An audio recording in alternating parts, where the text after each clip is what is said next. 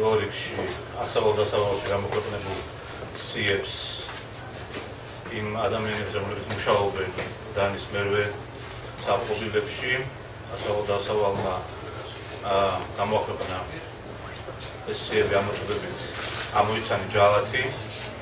ეს არის ფაქტობრივად პირდაპირ მოწოდება ძალადობისკენ და ამავდროულად ეს არის უკანონო ქმედება ამ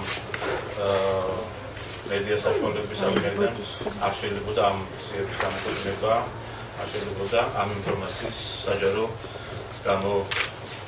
გამოქვეყნება, ვინაიდან ეს ფაქტობრივი ინფორმაცია ყველაზე მეტ კითხვას აჩენს, უშუალოდ ბიძინა ივანიშვილის დამოკიდებულება გაზეთ ასავალ-დასავალისადმი. მე მინდა ვთქვა ერთნიშნულად, რომ ეს არის ყველაზე ბნელი ღირებულებების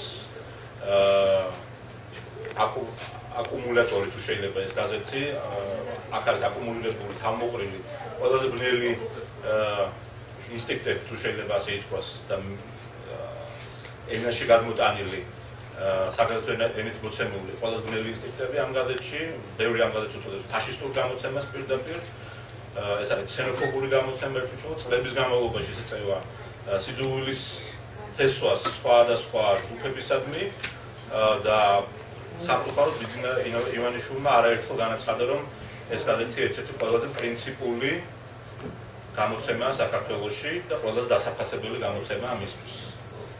ამის თაობაზე დღემდე მიუხედავად იმისა, რომ სამოქალაქო საზოგადოების ნაწილმა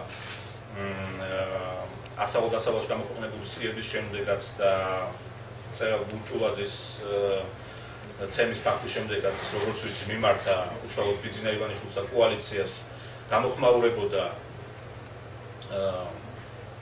ამ მოვლენას, გამოხმაურებოდა ასავალ-დასავალის საქმიანობას ზოგადად. ჯერჯერობით შეფასება ამ საკითხთან დაკავშირებით არ მსმენია.